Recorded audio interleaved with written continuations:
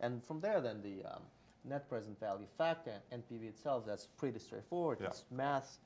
But Bill, once you know your LTV, is that enough? The number is important to know as a range, but it's again the knowledge that you've got going through this whole process of understanding it, and therefore I would encourage the entrepreneur not just to download this to someone who knows how to do spreadsheets.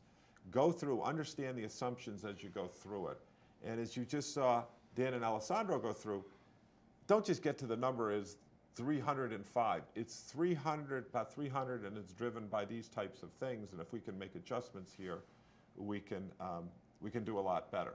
Yeah. And then you get back to the thing we were talking about, pricing, about how important pricing is, because that will flow right through the bottom line.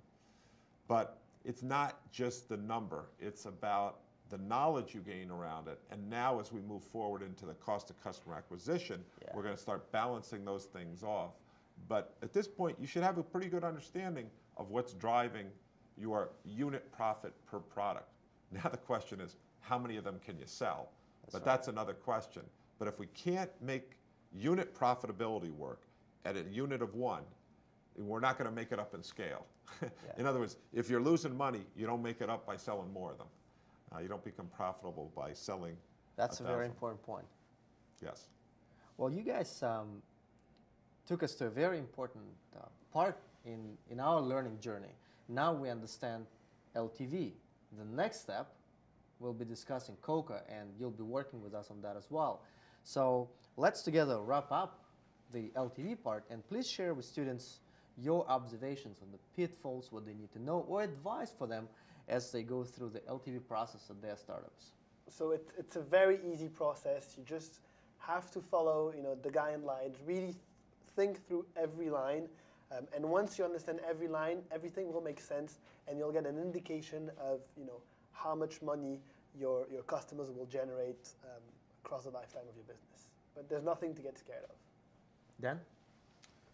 Yeah, I mean, I would just kind of fall back to a lot of the earlier steps and kind of using this, as Bill said, as an understanding as opposed to a number. Look at what kind of knobs that you have to drive things up or down, and kind of do that sanity check. Does that make sense? Based on what you know about the customer, what you understand about them, and kind of use that for planning going forwards. Bill? I can't. I think they just said it very well. I really like what Dan said. So Well, guys, let me not pollute the air with anything more. Well, guys, thanks so much for coming in this time. We cannot wait to see you for COCA. Sounds good. Thanks for everything. Hey, thanks so much. Appreciate it. Take care. Thanks for having us. Have a safe trip home. We'll see you in a few minutes. All right, Bill. We'll do. Hey, this is great. VIP. I love this, guys.